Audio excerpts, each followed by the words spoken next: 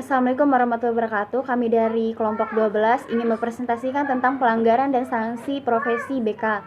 Nama saya Cynthia Revalita, NPM 19110050. Di sini saya akan menjelaskan tentang kode etik profesi konselor.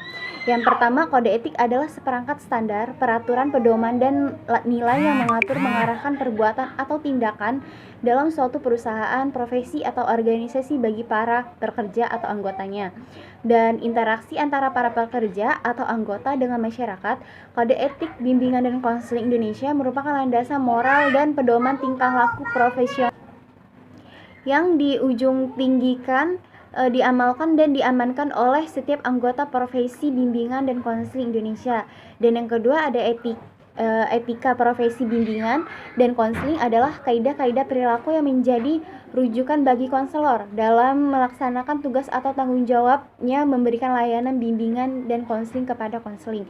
Sekian presentasi dari saya, selanjutnya akan dibacakan oleh rekan saya yaitu M. Iqbal. Terima kasih. Assalamualaikum warahmatullahi wabarakatuh.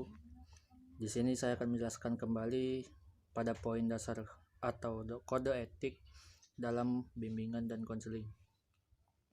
Yang pertama itu ada Pancasila dan Undang-Undang Dasar 1945.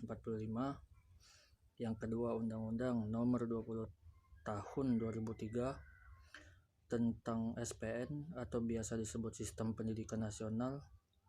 Yang ketiga yaitu Peraturan Pemerintah Republik Indonesia pada nomor 19 tahun 2005 tentang Standar Nasional Pendidikan.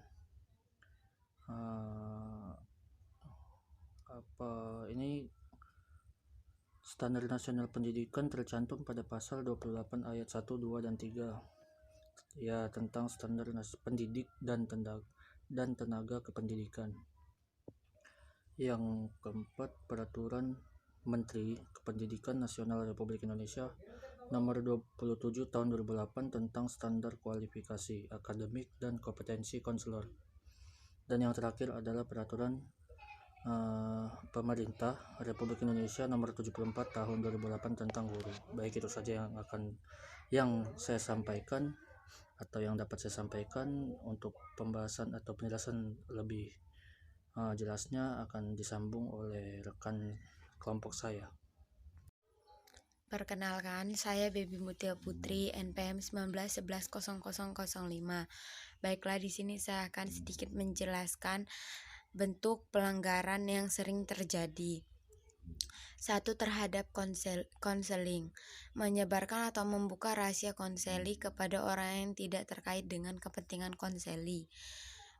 2. Melakukan perbuatan asusila atau pelecehan seksual, penistaan agama dan rasialisis. 3. Melakukan tindakan kekerasan fisik dan psikologis terhadap konseli. 4. Kesalahan dalam melakukan praktik profesional atau prosedur teknik evaluasi dan tindak lanjut. Kedua, terhadap organisasi profesi, tidak mengikuti kebijakan dan aturan yang telah ditetapkan oleh organisasi profesi, mencemarkan nama baik profesi, menggunakan organisasi profesi untuk kepentingan pribadi atau kelompok. Yang ketiga, terhadap rekan sejawat dan profesi lain yang terkait, melakukan tindakan yang menimbulkan konflik atau penghinaan, menolak untuk bekerja sama, sikap arogan, melakukan referral kepada pihak yang tidak memiliki keahlian sesuai dengan masalah konseli. Yang keempat, sanksi pelanggaran, memberikan teguran secara lisan dan tertulis, memberikan peringatan keras secara tertulis, pencabutan keanggotaan ABKIN, pencabutan lisensi apabila terkait dengan permasalahan hukum atau kriminal, maka akan diserahkan pada pihak yang berwenang. Baiklah, materi selanjutnya akan disampaikan oleh rekan saya. Terima kasih. Perkenalkan, nama saya Mari Dharma, NPM 19110035. Di sini saya melanjutkan presentasi mekanisme penerapan sanksi. Apabila terjadi pelanggaran seperti terancam di atas, maka mekanisme penerapan sanksi yang dilakukan adalah sebagai berikut. Mendapatkan pengaduan dan informasi dari konseling dan atau masyarakat.